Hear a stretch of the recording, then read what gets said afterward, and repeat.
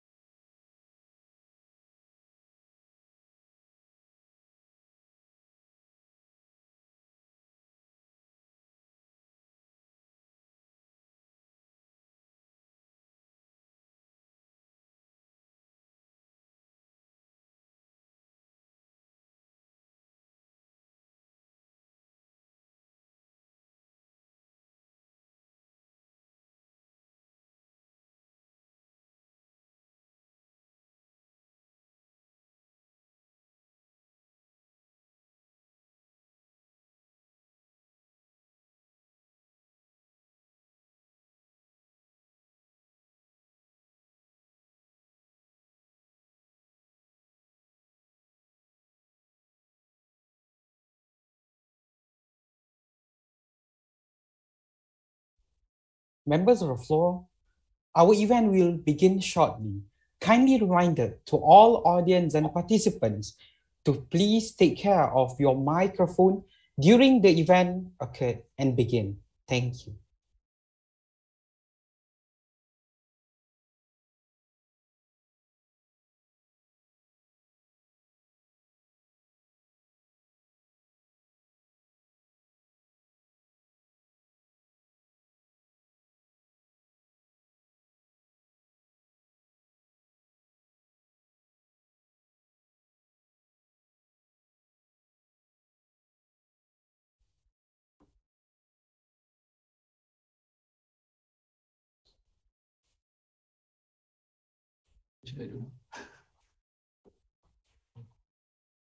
Assalamualaikum and a very Recording good in day. progress. Welcome to the closing ceremony of International Seminar Series 2, 2021. Salutations we bid to honorable guests, which are Dato Zamruni Khalid, Ambassador Designer of Malaysia to France, Associates Professor Dr. Muhammad Rifani Bustami, Head of Nusantara Malay Archipelago Research at Sempris University Science Malaysia and the founder of IWIN Library, Dr. Suyatno Ladiki, Deputy Dean of Faculty of Law and International Relations, University of Sultan Zainal Abidin, Prof. Madya Dr. Muhammad Nazri bin Latif Azmi, Dean of Faculty of Language and Communication, University of Sultan Zainal Abidin, and Dr. Setiawan bin Lahuri, Vice Rector of University Darussalam Gontor. Welcome to the closing ceremony for today. This seminar has been organized by IWIN Library and International Relations Student Society, IRIS University of Sultan Zainal Abidin, to give the academic exposure for public and academicians community regarding intellectual input relating to recent global issues. Without further ado, I would like to invite Mr. Muhammad Aiman Wafi bin Muhammad Tarmizi to recite the prayer for today's event. The floor is yours, Mr. Muhammad Aiman. Thank you. Al-Fatiha.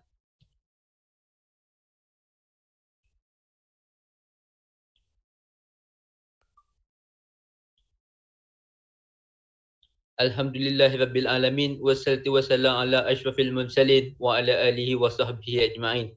Alhamdulillah. Allahumma innaka khalaqul azim, innaka sami'un alim, innaka ghafurur rahim, innaka rabbil arsyil azim.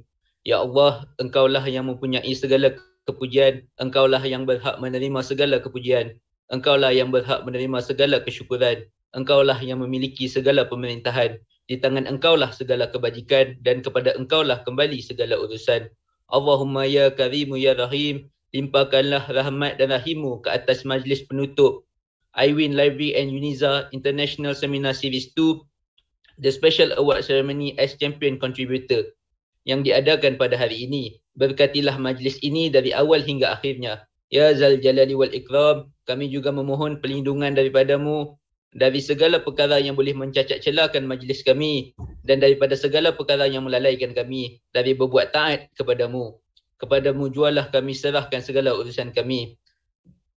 Rabbana alaika tawakkalna wa ilaikal anabna wa ilaikal masir. Rabbana atina fid dunya hasanah wa fil akhirati hasanah wa qina azaban nar. Wa sallallahu ala sayyidina Muhammad wa ala alihi wa sahbihi wa sallam. Walhamdulillahi rabbil alamin.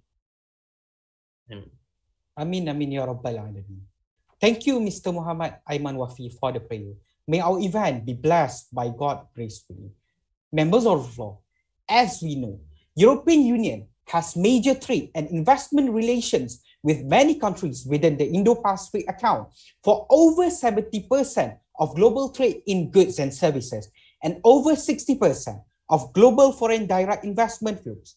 The strategy also indicates plans to conclude trade agreements with Australia and New Zealand and make progress on trade talks with Indonesia, India, Malaysia, the Philippines and Thailand, and the Economic Partnership Agreement with the East African Community.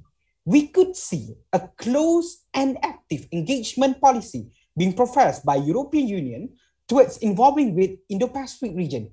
It leads us to an important question. What are European Union's interests in the region of Indo-Pacific?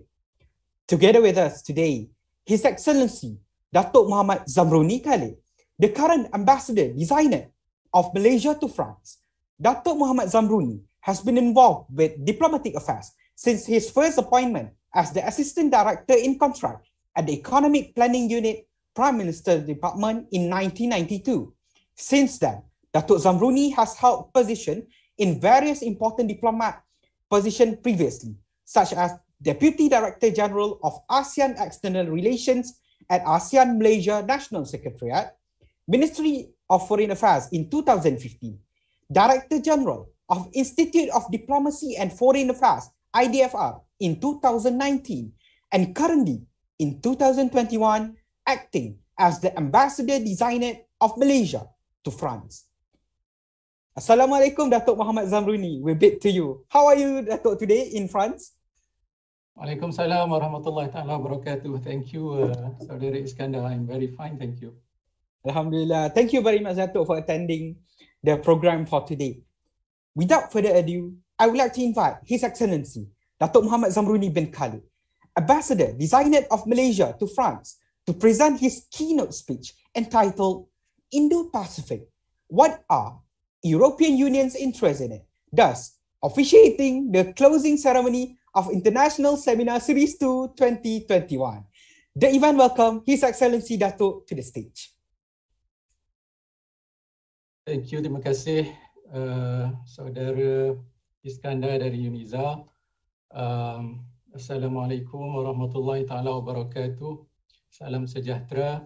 Saya ucapkan kepada semua pendengar dan pemerhati.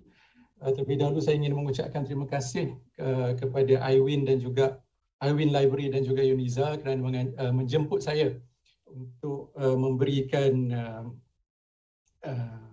ceramah mengenai Indo-Pacific.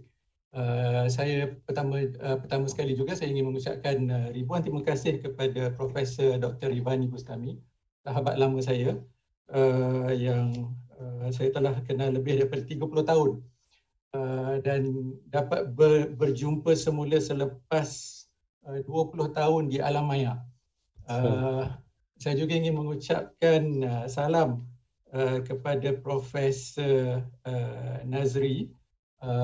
I don't know whether he's here right now, but he was my schoolmate last time. So good morning to you.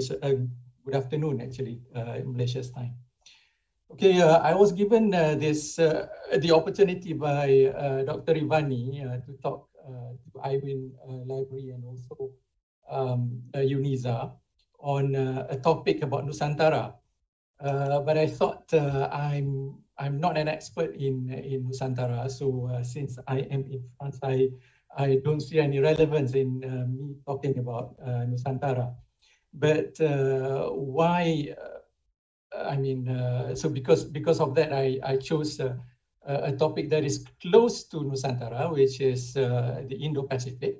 The topic has become sexy lately. Since I'm in France right now, so why not talk about the EU's interest in the Indo-Pacific? But actually, my presentation is going to be more about how ASEAN can benefit from the EU's interest in the region. So not necessarily what EU can benefit from the region. And I should say also at the beginning that all the presentation is my personal views. It is not the government's, it's not a reflection of government's position, although I may agree with a lot of the points. And since I'm not an expert in the matter, I will try my best to talk to you how I perceive the topic from as the ambassador of Malaysia in France. And I would like to correct Saudara Iskandar. Actually, I'm no longer ambassador designate. I'm already the ambassador of Malaysia to France.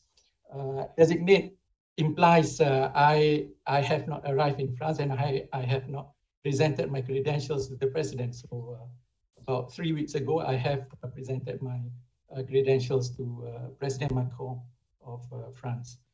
Okay, so let's jump into the presentation. So basically, I'm going to use PowerPoint presentation. So if you can bear with me because I'm not very good in this. So what should I do next? Share. Okay.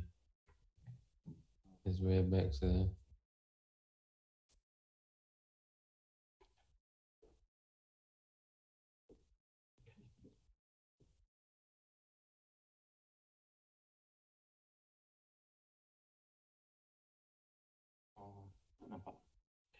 Nampak macam ni je.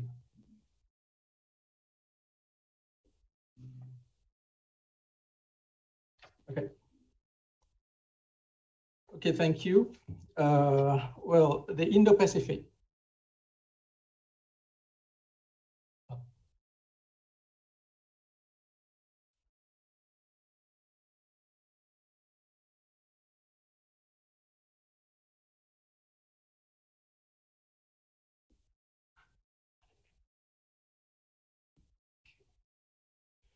Okay, sorry for the technical glitch. As I said, I'm not very IT savvy, and I hardly use webinar actually in my presentation. So in any case, why should we talk about the Indo-Pacific? Well, as I mentioned before, Indo-Pacific has become a very sexy subject to many people around the world, because the region covers a vast expanse of area of the world. 60% of the global GDP comes from this region, and it also contributes to 2/3 of global growth. And it is also central to global value chain, international trade, and investment flows. So all this make it very important to the world. And but despite all these potentials, the region could also become the next flashpoint. So basically, the current situation in the region, due to various events, such as events in the South China Sea, in the East China Sea, and also in the Taiwan Strait. So that makes things a bit tense. And also, why should we talk about Indo-Pacific is because of the geopolitical tension. This is mostly between China and the Quad countries. The Quad countries are the quadrilateral security dialogue, which consists of the US, Australia, Japan, and India. So basically, if you see, China has China has problems with almost all countries in the Quads. Of course, with the US, they have tense relations. With India, they have skirmishes along the border. With Japan, they have old rivalry and historical confrontation. And also recently with Australia, they have quite a bickering over how Australia handled the pandemic and things like that. So that has become an added tension in the region. And also, I should mention as well that there is the position of Russia. Of course, Russia is not in the Quad, but Russia in the far eastern side of Russia is actually in the region, in the Pacific region. So you add Russia into the equation, so the whole thing can become explosive. EU is now making its presence felt in the region. Several countries, I will mention this again later on, in the EU have come up with their Indo-Pacific strategy. And this could add some more pressures into the region. And how about ASEAN itself? ASEAN, well, of course, we are in the middle of Indo-Pacific. So what happened in the region will directly influence us. It will cause a lot of effects on our trade and also our bilateral relations. So that's why we should pay a close attention to Indo-Pacific region.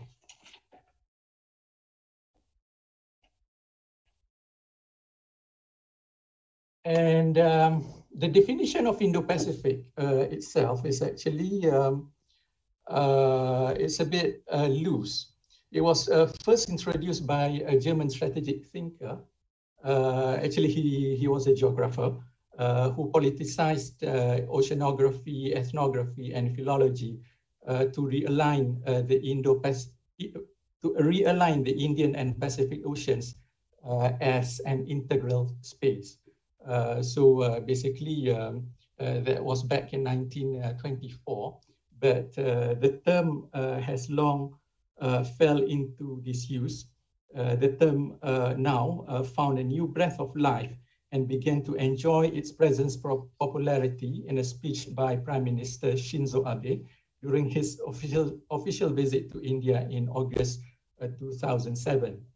In a speech delivered to the Indian Parliament entitled Confluence of Two Seas, he suggested the dynamic coupling of both the Pacific and Indian Oceans and a broader Asia that would include both the United States and Australia.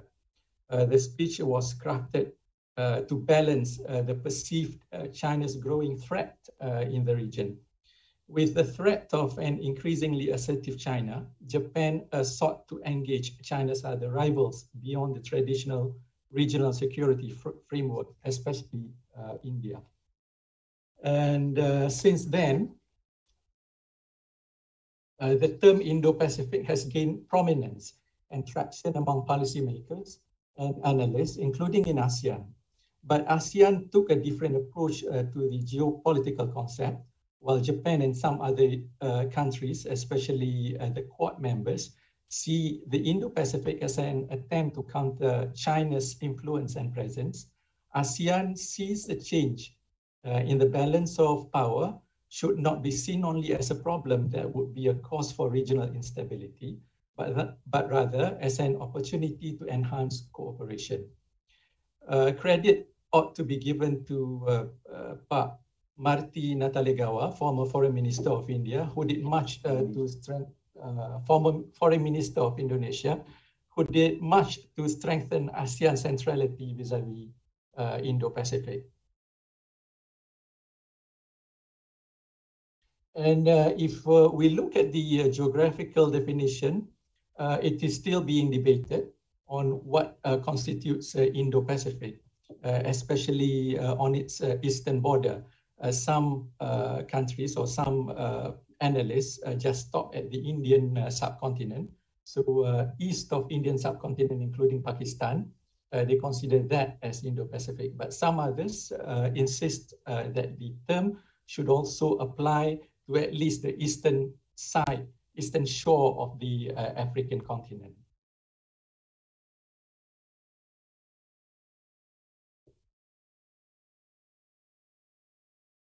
So the varied way of interpreting Indo-Pacific for the Quad Indo-Pacific policy is to counter China's influence and presence.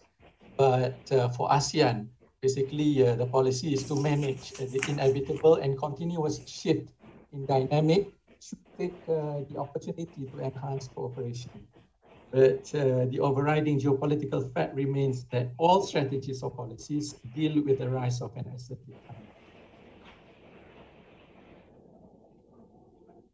I should mention also when we talk about the definition of Indo-Pacific, even if you include parts of Africa in the Indo-Pacific equivalent, the China factor is still present.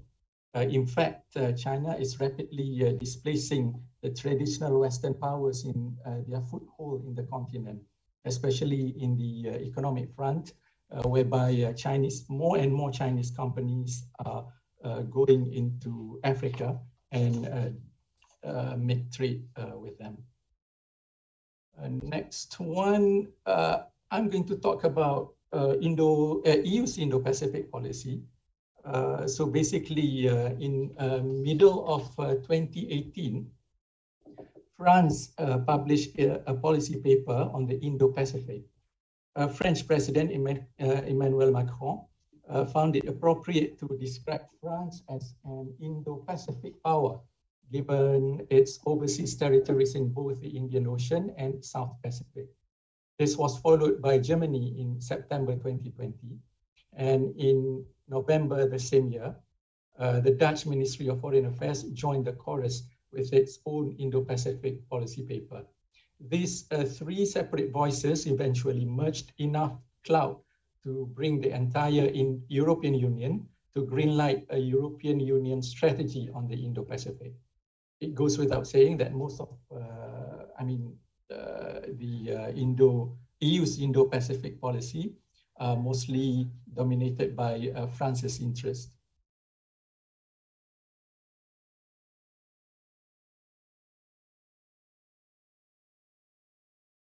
Since European Union's Indo-Pacific strategy is mostly based on the French Indo-Pacific strategy, so I'm going to dwell a little bit on the French Indo-Pacific strategy. Basically,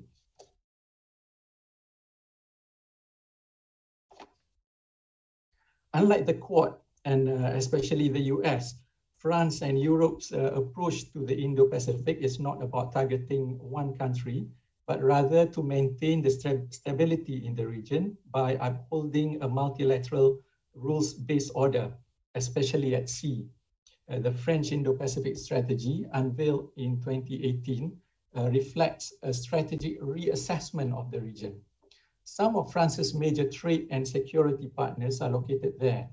The safety of the maritime routes linking Europe and East Asia is key to its economic security, and the Indo-Pacific is the primary locus of the Sino-American strategic rivalry that will shape the future world order.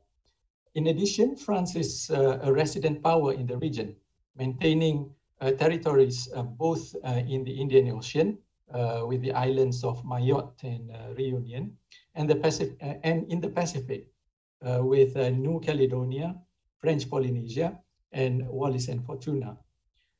It has 1.5 million citizens living there and in other countries in the region, which is approximately 200,000 people. And more than 90% of France's large EEZ, about 9 million kilometers square, is located in the two oceans. France still maintains a military presence of about 8,000 personnel to take care of this vast area. At the same time, France's Indo-Pacific strategy is also clearly motivated by China's rise and has elements of a hedging approach vis-a-vis Beijing. France is willing to send strong signals on the importance to uphold the rule of law and discourage any violation of the rules-based order, including by China. Accordingly, Paris supports the strict application of the United Nations Convention for the Law of the Sea, UNCLOS, and it is keen on actively demonstrating its commitment to the freedom of navigation.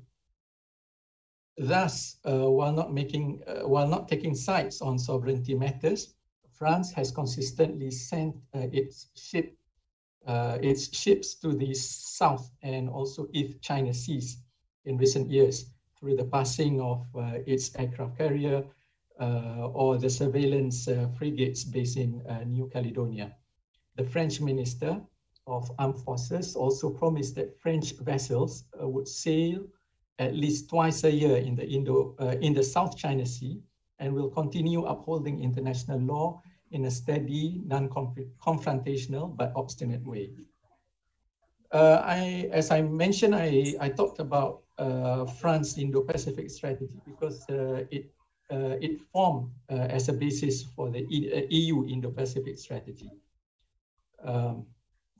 Many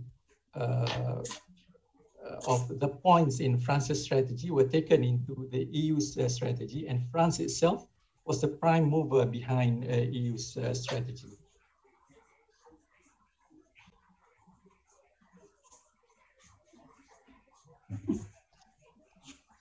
So on the EU Indo-Pacific strategy itself, it came into being on the 16th of September, quite recently, this year actually, after agreement by all EU member states to have an EU Indo-Pacific strategy. So basically, EU's approach, apart from the geostrategic objectives that I mentioned in France's Indo-Pacific strategy, their approach is basically to foster a rules-based international order, to create a level playing field to create an open and fair environment for trade and investment, and to tackle climate change issues.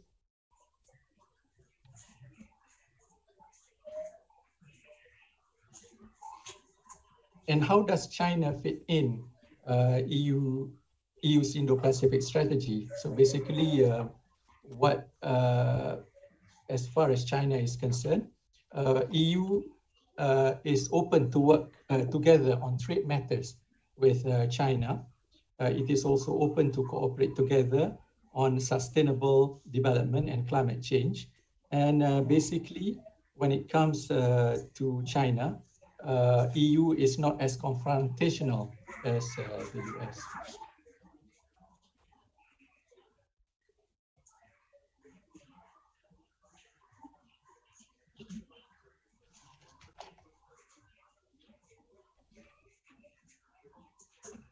Well, I'm sure you have heard about AUKUS. This was recently announced by the US, UK, and also Australia on September 16, 2021. The new alliance, AUKUS, which is an acronym of Australia, UK, and US, was formed well, basically, when it was announced, it came as a shock to the world. But this is hardly surprising, considering that AUKUS members view that the other players in the region, especially France and EU, are too accommodative to China vis-a-vis the Indo-Pacific. AUKUS is basically formed as a defense and security cooperation. A big element of the agreement is that the US and UK will not only supply, but also build nuclear-powered submarines to Australia. The announcement really antagonized France and the EU because in doing so, Australia will renege on its agreement to buy conventional submarines from France.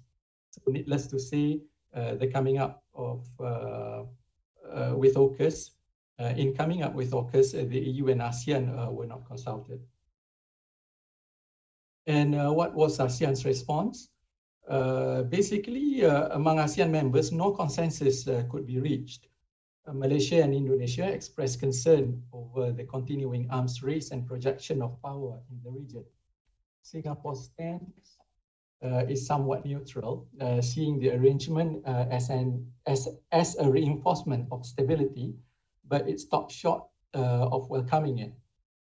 Vietnam and Philippines, on the other hand, welcome the announcement of the establishment of AUKUS with an open arms.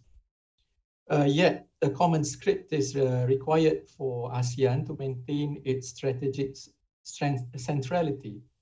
As you know, ASEAN centrality is very important for ASEAN as a whole, for the ASEAN approach with all its dialogue partners. So the obvious way forward is for ASEAN strategic centrality as far as Indo-Pacific strategy is concerned. It's already written in the ASEAN outlook on the Indo-Pacific, whereby the development of multifaceted engagements beyond traditional security framework would be the underlying factor that binds ASEAN together in addressing the Indo-Pacific. The same approach on the Indo-Pacific also appears to be taken by the EU.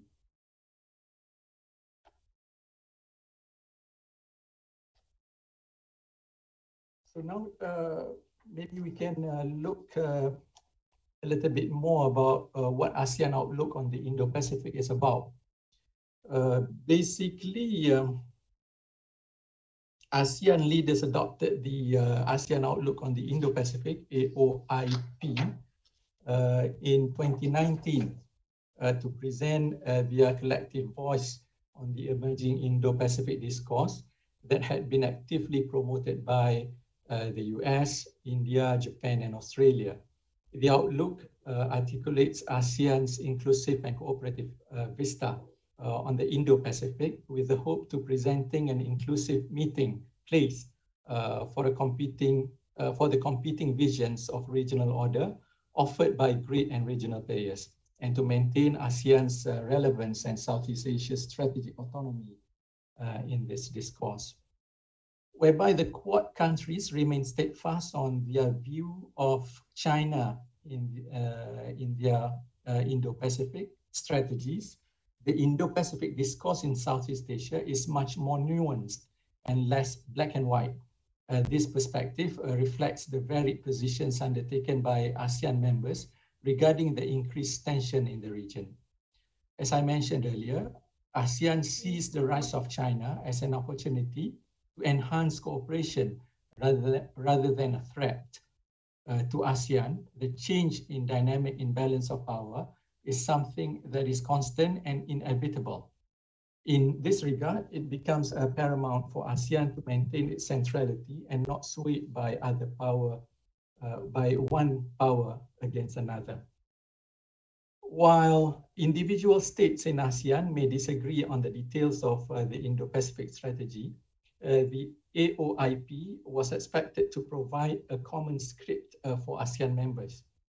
At the same time, the outlook will not stop strategic forces from pulling individual ASEAN member states in different directions.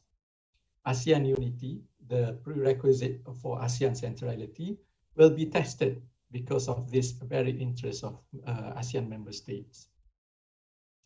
ASEAN is already playing a tight balancing act with the various dialogue partners, especially in accommodating the Quad and China's conflicting take of the region and mutual distrust. For example, ASEAN recognizes the common principles and is exploring possible cooperation with its AOIP and Japan's free and open Indo-Pacific and India's Indo-Pacific Oceans initiative, as reflected in the joint statement of the 2020 ASEAN-Japan Summit on cooperation, on ASEAN Outlook on the Indo-Pacific, and the ASEAN-India Plan of Action 2021 to 2025. Malaysia sees the ASEAN-US Plan of Action 2021 to 2025 as some kind of a stabilizer to the AOIP. However, owing to the US strong position vis-a-vis the region, the language used in the ASEAN-US Plan of Action is more guided. As for China, ASEAN takes a different tack by focusing on development and connectivity, as reflected in the 2019 ASEAN-China Joint Statement on Synergizing the Master Plan on ASEAN Connectivity 2025 and the Belt and Road Initiative BRI that was propagated by China. Amidst all this, the EU comes into the picture, adding more players on the increasingly crowded Indo-Pacific theater. Compared with the previous players I've mentioned, the EU is very explicit in supporting ASEAN centrality as the main principle behind the AOIP. Whether it is mere lip service or real desire by EU to chart its own future, free from the US influence, we will look at it later on, I suppose, in the years to come.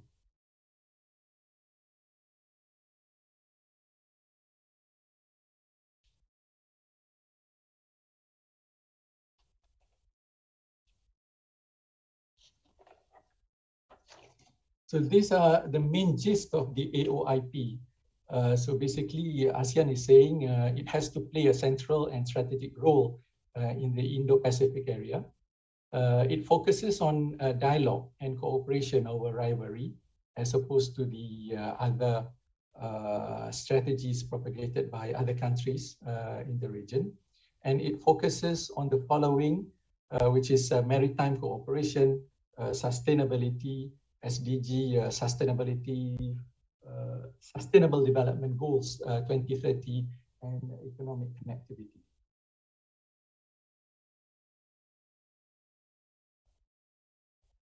So having seen the EU's Indo-Pacific Strategy and AOIP, so how can we converge the two visions of Indo-Pacific strategy between ASEAN and EU? So I see there is a huge compatibility. Basically,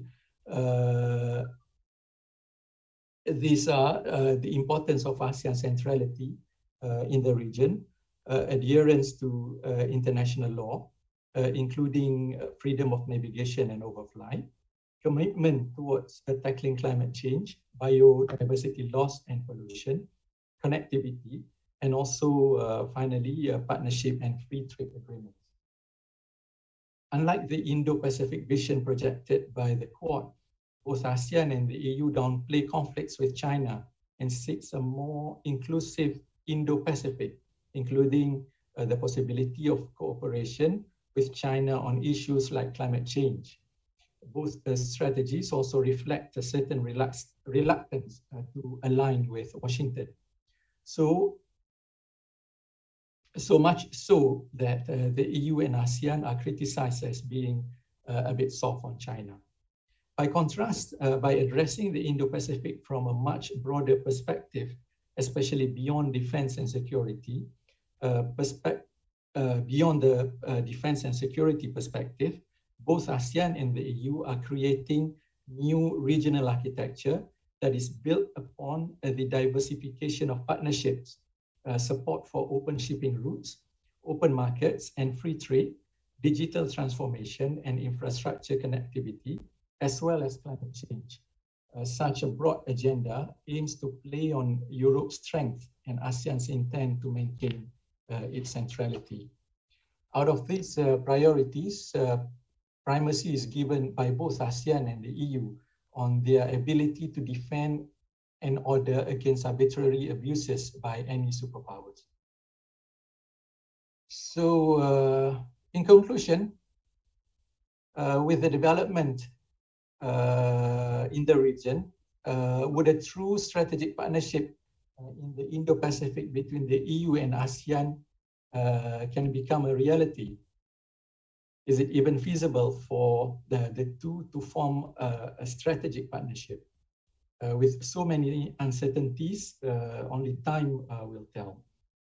Be that as it may, if such a partnership is to exist, it should be based on strengthening the existing multilateral rules-based order, such as UNCLOS, and commitment towards the freedom of navigation to address threats, challenges from intense geopolitical rivalry and competition in the Indo-Pacific. The partnership should also be principled and based on the long term. Key principles should include rules-based international order, inclusive and effective multilateral cooperation, and respect for the rule of law. Another area of strategic partnership which could be emphasized is the promotion of a level playing field and an open and fair environment for trade and investment. Trade and investment, after all, generate wealth. And money, of course, is the universal language. Yet, as I have mentioned, these factors and other circumstances may change in their nature owing to the power flux in the region. As much as I am an optimist, I'm also realistic enough to realize that it requires huge confidence building within ASEAN and with the EU for greater cooperation to take off. So that's my brief, basically basically on the Indo-Pacific and how ASEAN and EU can work together to form a partnership to build a mutually beneficial regional order, basically. So with that, I thank you. As we say in France, merci beaucoup and terima kasih. Thank you very much, Dato Zamruni Khalid, for the awesome presentation relating to the EU's interests and also the potential cooperation prospect between ASEAN and also EU currently in regards to Indo-Pacific issue. Now we open the floor for the short Q&A session around 50 minutes for any of audience to have your discussion or any questions to be raised for this particular session for today. The floor is open to everyone.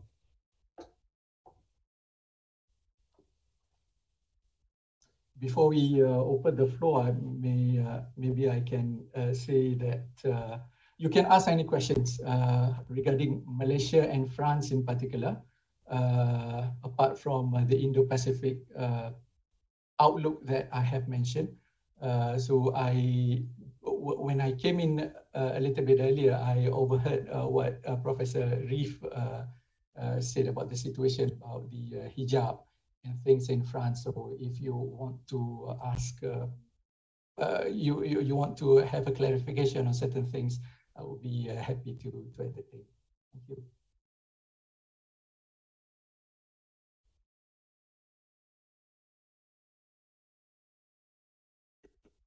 Dato, if I may, maybe I have a question first.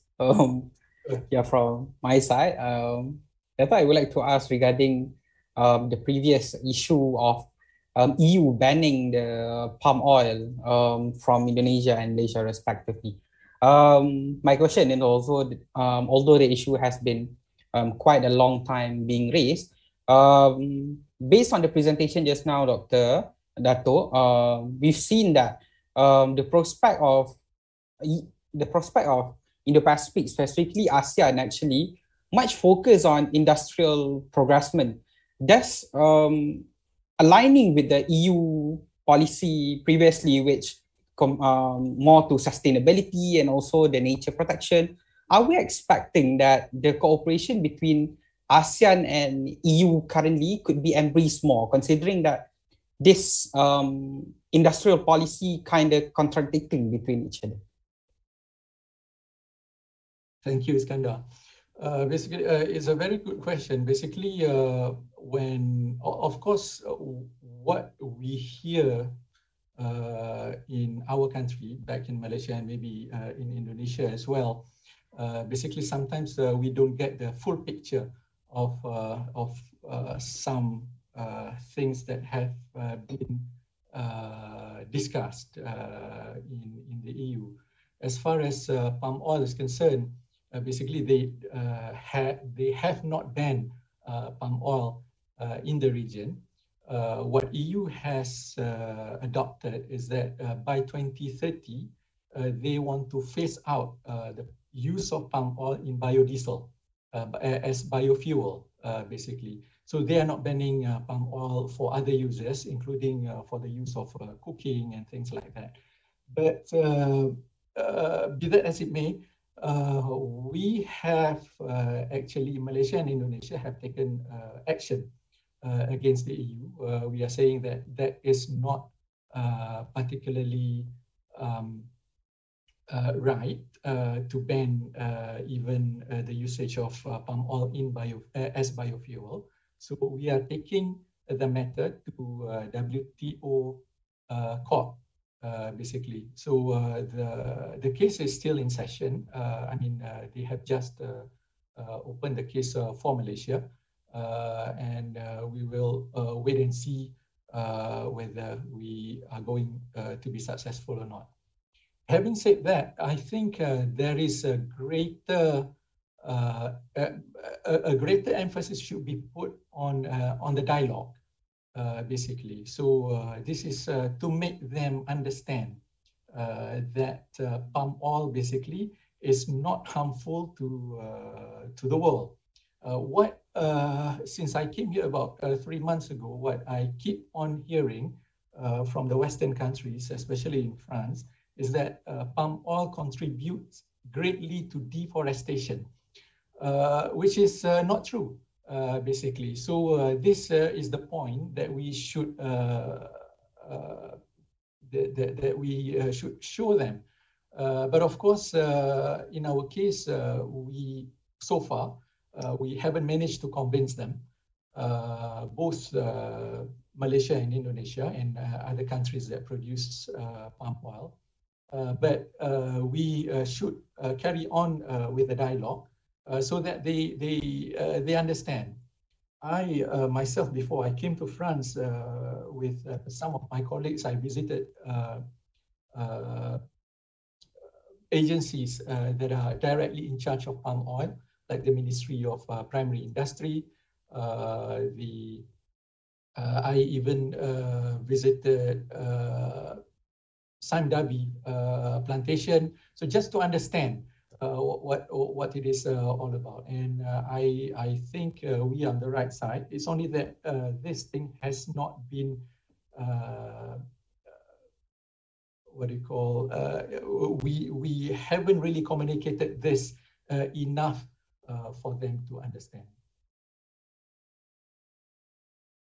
Thank you very much, Dato, for the answer just now.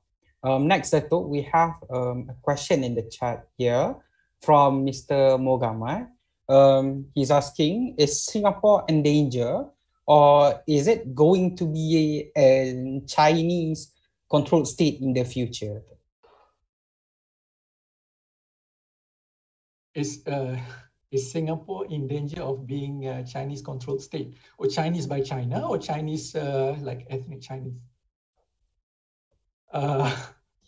Yeah, maybe Mr. Mogamad could clarify your questions via verbal.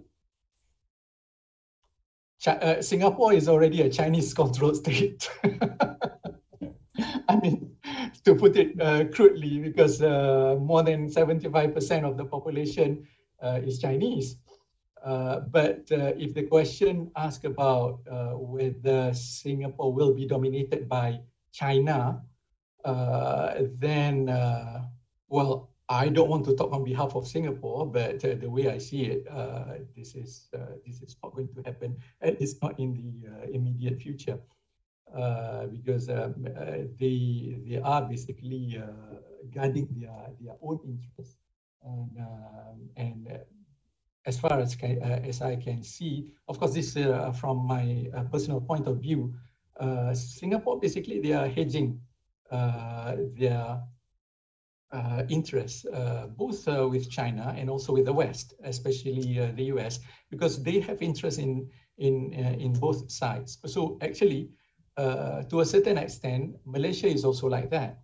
We have interest because I mean, China is our largest trading partner, and the US is the second largest trading partner.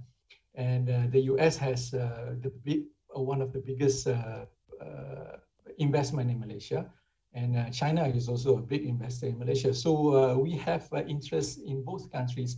So we don't want to play out one against another, so that we can get benefit from both sides. So as far as I can see, Singapore is playing the same.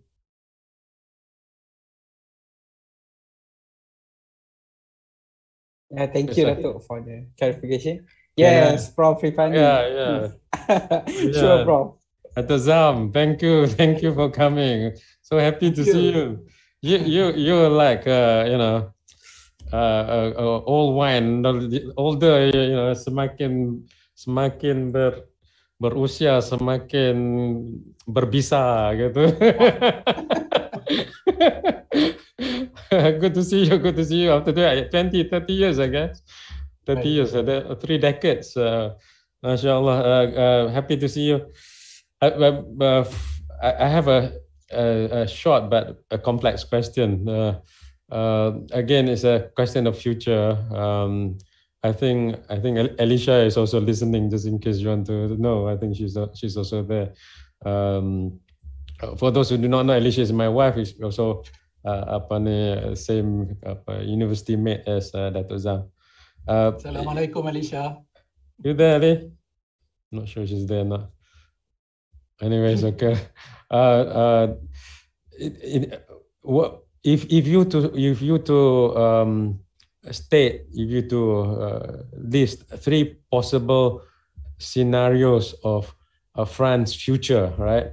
So now France is going through some possible transformation with the rise of the right-wing politics, and the vacuum being more or less created by German Chancellor Merkel when they're leaving, the scene.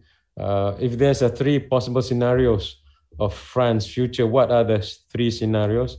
And which one would you think is the most likely scenario? If I can ask that question. Or if you are really giving me a hard time there. I am. After all, you're the master of foreign affairs. So. Not only one scenario, but three scenarios. Okay. Three simple scenarios boleh. Tak perlu simple scenario. Well, of course, one scenario is, as you mentioned, France is going to the right, is moving to the right, basically. Well, after the election of Macron as the president, during the last election, he positioned himself as a centrist. In doing so, basically, he got many of the votes from the left. But of course, some from the right, but basically he managed to almost destroy the left-wing parties like socialists, the ecologists, communists, and other elements. After the election, of course, his preoccupation is to get more votes from the right. So that's why we see some of his policy pronouncements are moving closer and closer towards the conservatives. Not only conservatives, but also to what you can term as extreme right, basically, because the prognosis for the next election is that for him to take on the extreme right leader, Marine Le Pen. Basically what he's doing now is to get more votes from that side. So, well, if let's say one scenario is for him to move to the right and for France to adopt rightist policies, which would include, of course, a strict immigration rules, maybe more what do you call nationalistic views, but on the good side is basically the on the economic front, because as you know, France is as compared to the US and other countries, other Western countries, for example, is when it comes to economy, they are a little bit on the left. But since Macron took over, basically that has become moving towards the center and maybe moving towards the right. So that is one scenario. The other scenario is basically for Macron to pursue his the current course. When he came in 2017, basically he promised there's not going to be business as usual between the right and the left. So in taking the centrist approach, he wanted to reform many things, both the things on the left, like the 35-hour week,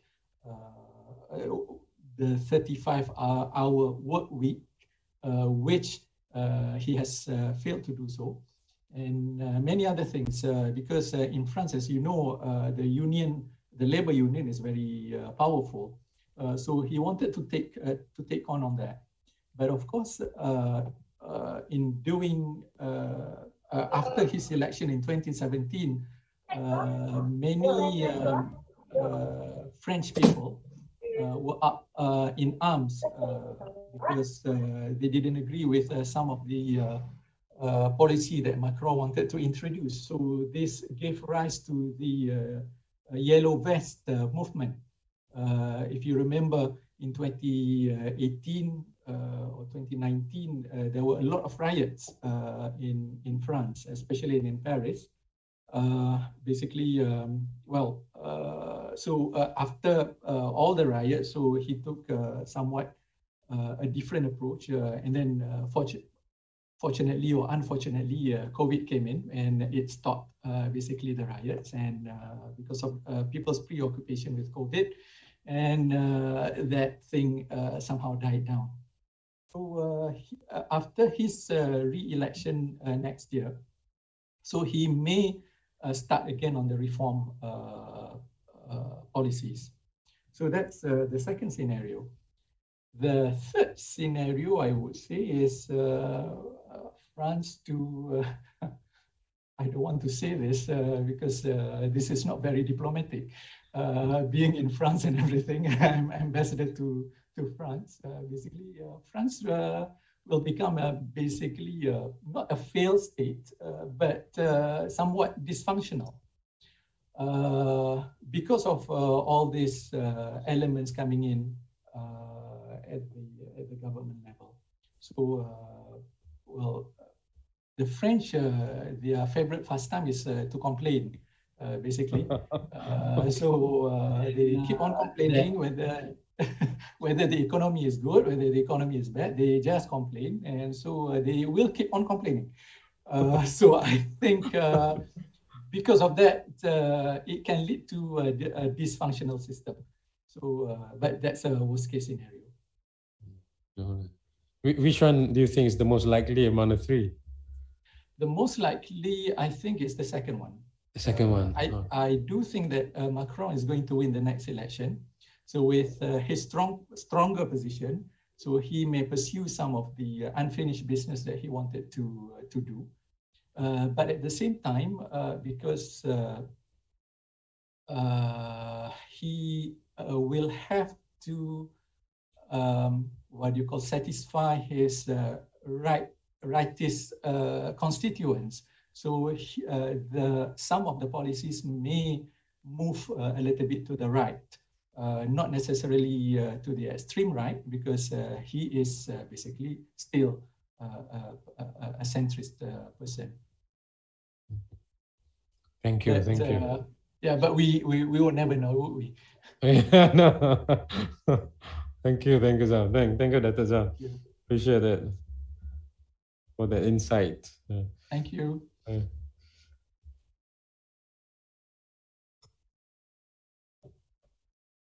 Okay, thank you very much, Dato Zamruni, and also Prof. Ifani for the questions and answers just now.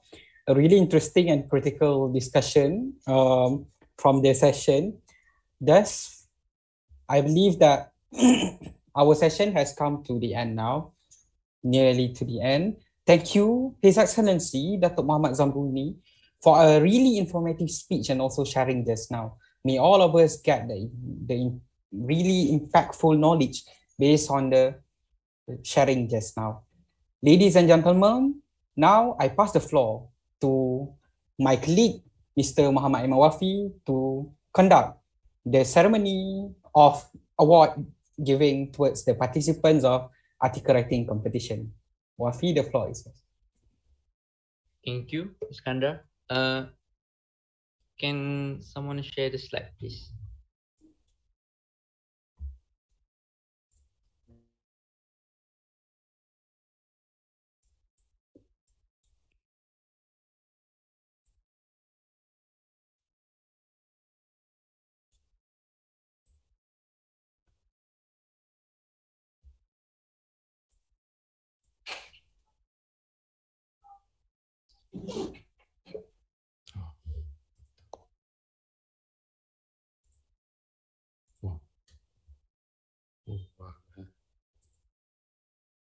That's some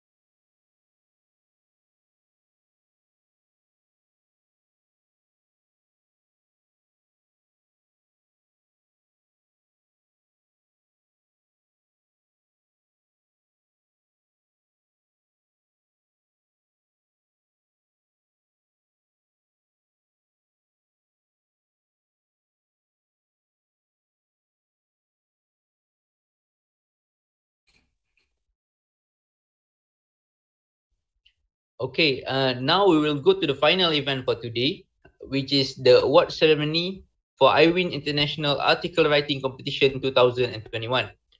The competition has been held previously to encourage more academic analysis by the students of higher education institutions respectively.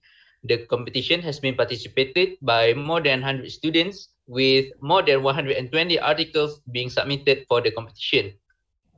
For the first award, we will announce the recipient of Silver Award, which will be awarded to the best author of articles submitted in the competition. For the first recipients, congratulations to Mr. Aris Muhziad from Universitas Islam Negeri Syarif Hidayatullah, Indonesia, with the article entitled Kejayaan Rempah di Banten Abad ke-17, Awal Interaksi Niaga dan Persaingan Dagang Kesultanan Banten. The event welcomed Mr. Aris to open the camera for the award photo session. Mr. Aris?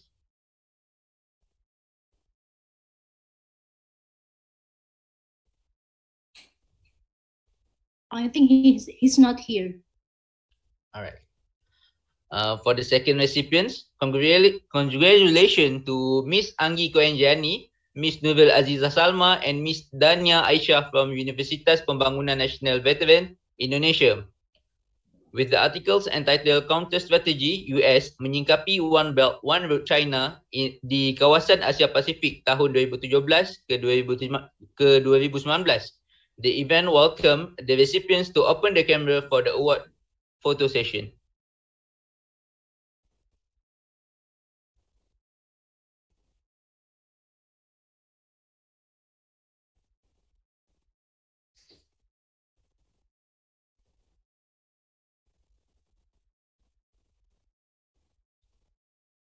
Okay, for the third recipients, congratulations to Mr. Diaul Akmal and Miss Liza Indasari from Universitas Sultan Ageng Tirtayasa, Indonesia, with the articles entitled An Effort to Fulfill the Right of Indigenous People in Indonesia and Malaysia. The event welcomed the recipients to open the camera for the award photo session.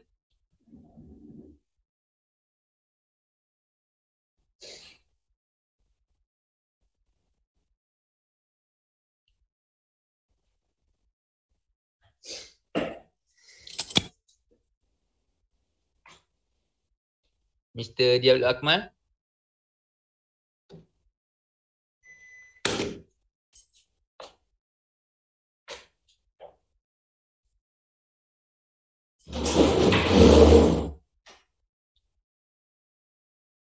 Okay, we skip to the next recipient. For the first recipients, congratulations to Mr. Hartomi Maulana, Mr. Setiawan bin Lahuri, Mr. Swaritwa Ahmad Ramadhani Harahap, and Mr. Faiz Al-Falah from Universitas Darussalam Gontor, Indonesia, with the article entitled Maqasid Al-Syariah Views on Islamic Banking according to Imam Ghazali and Ibn Ashur. The event welcomed the recipients to open the camera for award photo session.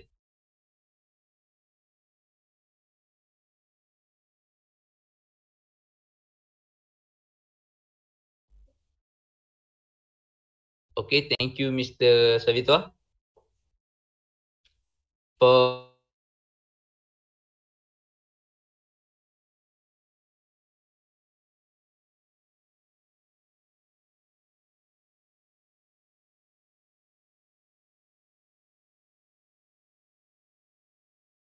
welcome Miss Anastasia to open the camera for the award photo session.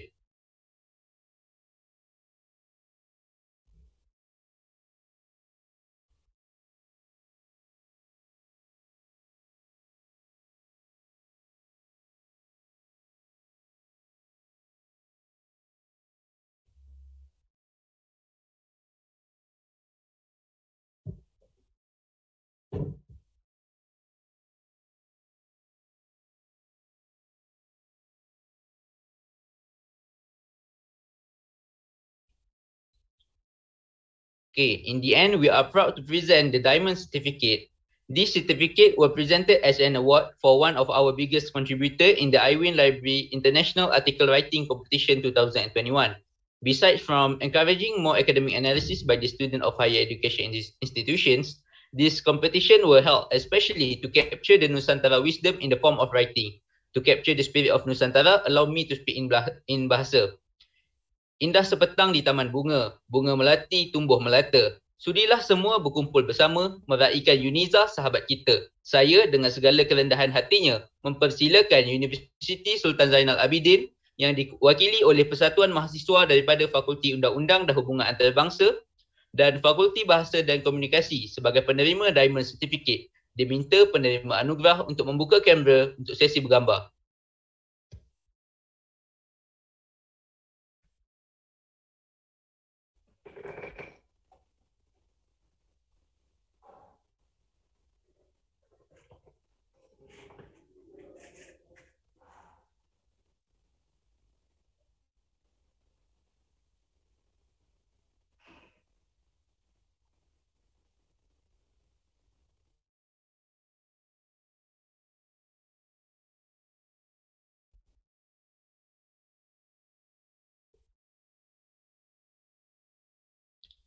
With that,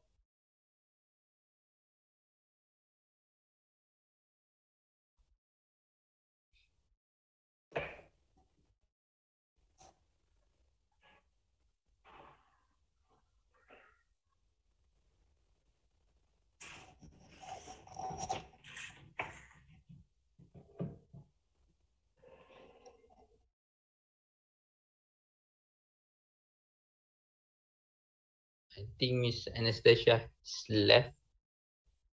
Okay. For Mr. Stavitwa, want to retake photo? It's okay, alright. With that, we have reached the end of our award ceremony. Thank you all for your cooperation and for giving me this opportunity to announce the recipients. And I pass the floor back to Iskandar. Thank you. Thank you very much to Mr. Muhammad Aiman Wafi for the announcement of award ceremony just now.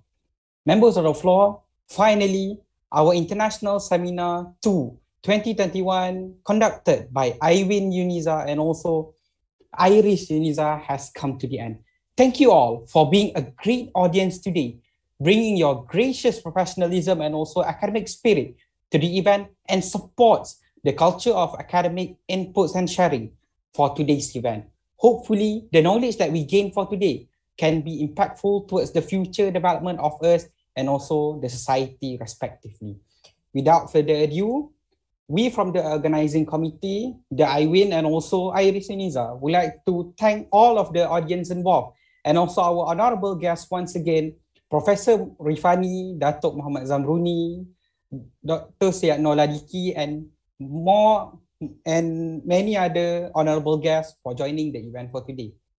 Thank you very much to all the organizer and organizing committee that has worked their best to ensure that the event works perfectly. Last but not least, let's have the total photo session for the ending of our event today before we grace goodbye. Maybe all of the audience can open the camera now for our last photo session for today. Give a big smile.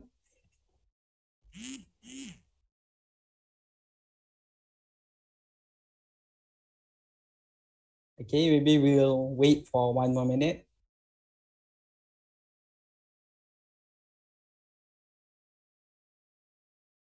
Okay, Raji, whenever you're ready.